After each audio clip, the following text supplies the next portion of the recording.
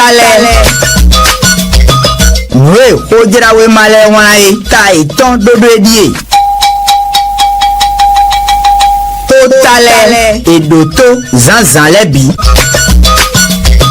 Tó talẹ̀ nwe ojirawe malẹ̀ wọn ayé òkúrọ̀rùn wẹ̀ kẹ́tẹ̀ diaspora FMG minnu màdòtó.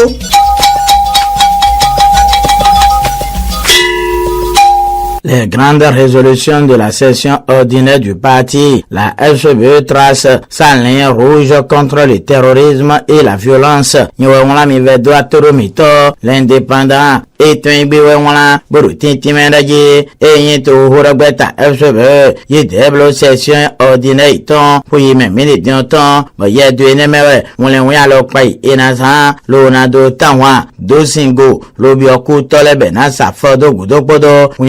Enonjaro, Sami sin Winley Pan, Ye Koso, Titomerote, Sami sin Winoa, FIFA, Ewenano, Beneto, l'indépendant, et un Bekendeo, Palabro quotidien, Claude Adjipaton, et un Bekendeo Bradier, élection générale de 2026, la FCBE prend de grandes dispositions pour une victoire éclatante. Nyoedo A, Palabro quotidien, Claude Adjipaton, et un Bekendeo Brotiti Médagier, Sami, Kwafo Kwatan Kuno Bogoto Salinoa, Togurabeta, FCBE, Yederu Nusoe, Bondu de Gio, Namo Tintin, Lotimbe, Yedu Nemeo, Eyito Hopodo Gleto, Degbadopo, Afaton, Afodi, Kanweo, Eyimbeneto Tole Bimere, Togurabeta, FCBE, et Sommetone Sosedo, Boyedere Nai, Lonaido Junto Ville, Bodu de Ginamo Tintin, Lotimbe, Yedere, du Sami Sin Weno, Palabro quotidien, et un Bekendeo, Boromiena Gbajeme, Lonatimeno,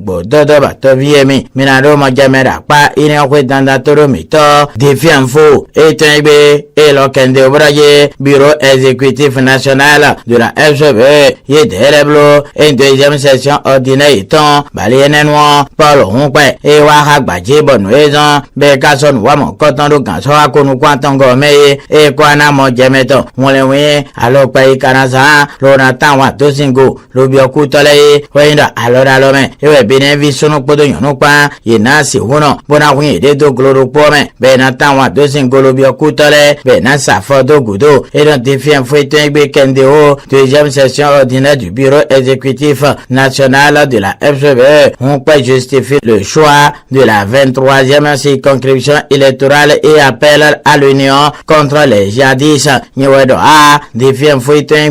Ewero, Mienado Zopeye, la cloche est béton cao, canton blanc,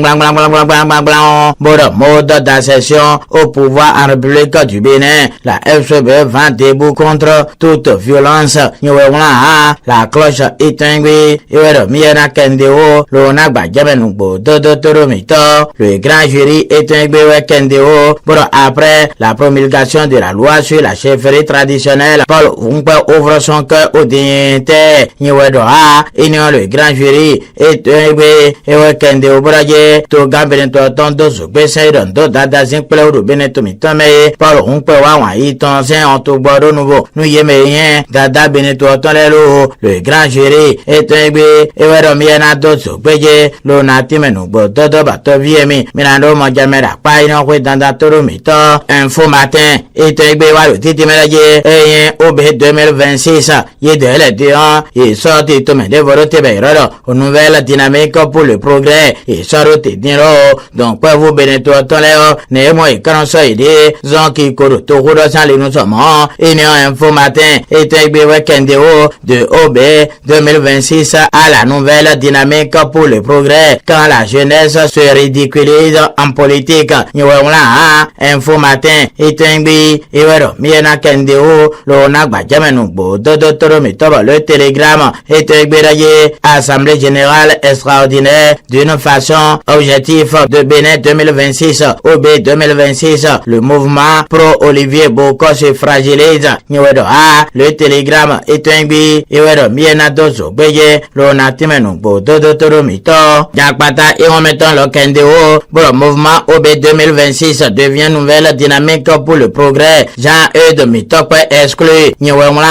Jakpata et en mettant le Kendeo, le mouvement au B 2026 disant il y a une nouvelle dynamique pour le progrès boja et de mitope et de yesime boja pata et en mettant et le miena dozo beje lo kanatime no bododo sami we a fo kwa ton no ko ton sin ale no mais le gros poero no soe da paton we to robeta les démocrates au monde do et le teno ye d'intermédiaire et non le leader du jeu Tengbero mais mon nom qu'on gagne tractation pour les élections générales de 2026 le piège qui guette le parti les démocrates et non le leader du jeu Tengbe et voilà boruti timenaje ye me yeto horogbevi et démocrate dans les ye delejo ayodo lo todo atehwewo et démocrate do deje da tehweji ai no don hoe ye dero jigodo boro ayo jigodo no ye me yeto horogbeta dile wojo ede dono hodogba tehweji lo beneto mi tonme lo ayo jodo on ye netundo emi ado do deji eyan tiwe no je wa doko borombi to vireme lo no timen no do poropo itonle beno do mo jamendo no wa gbe eja ewo e ma yen wedo mo gbere le leader du jeu Tengbe e wedo mi na dozo gbeje lo karati menu gbo dodo ba to viemi mi na do mo jamera pa ini o danda toro mi to ba honu gbe Tengbe et lo kende obraje et une première session ordinaire 2026 de la coordination nationale du parti les démocrates le déclic de l'opposition pour affronter les élections générales de 2026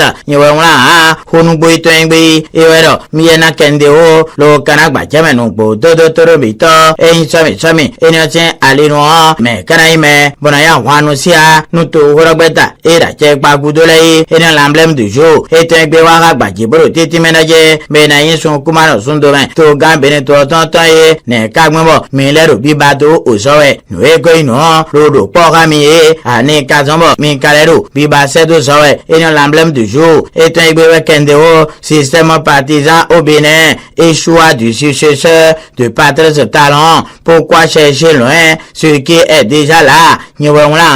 L'emblème du jour et Tengbe iwero miena dozo beje azan tongo so me mele dianto azan de be sorote no engilo kogo jije hugira zo toleton do gbe ome le potentiel et Tengbe wa kende o pour liberté de presse dans le monde. Le Bénin perd 3 places dans le classement 2025 du RSF et le potentiel et Tengbe et wekeno de o pour miena gbajamo jakpata et on met en caro journée mondiale de la liberté de la presse. La HAC organise une marche du cœur au profit des journalistes. Le Bénin intelligent et Tengbe l'okende o pour presse africaine. La liberté en pointillé Bénin intelligent et Tengbe et wekende au quotidien le meilleur et Tengbe la journée mondiale de la liberté de la presse édition 2025. La HAC initie plusieurs activités pour marquer l'événement. Niwedo ha quotidien le meilleur et Tengbe et wedo miena dozo beje lo natimenu gbo dodo ba to viemi menado mo jamera pa ina we danda toro mi to yeme lo nai maka kwe me mede diole zo kwe e sarote bena kwenu kundo membe maka hu ye de komo mena bi ba ide a kwe de teme ya zo kwe le ikoye e na sa ho mo koto me ezi e kwele dile ina la nouvelle gazette et Tengbe wekende o candidat en retard au Hajj 2025 les sociétés agrégées appelées à rembourser les montants perçus. Nyewedo ha la nouvelle gazette et Tengbe iwedo miena dozo bejelo na timechoba libération et Tengbe lokende o pour le paiement des frais de participation après l'atteinte du quota au Hajj 2025 des remboursements annoncés. Libération et Tengbe iwedo miena dozo beje lo na timenu ko dodo toromito l'alternative Romia Dadukonuton et Tengbe lokakeno de o boro Hajj 2025 quota atteint. Les sociétés agrégées sont de rembourser intégralement les pèlerins avant le 12 mai.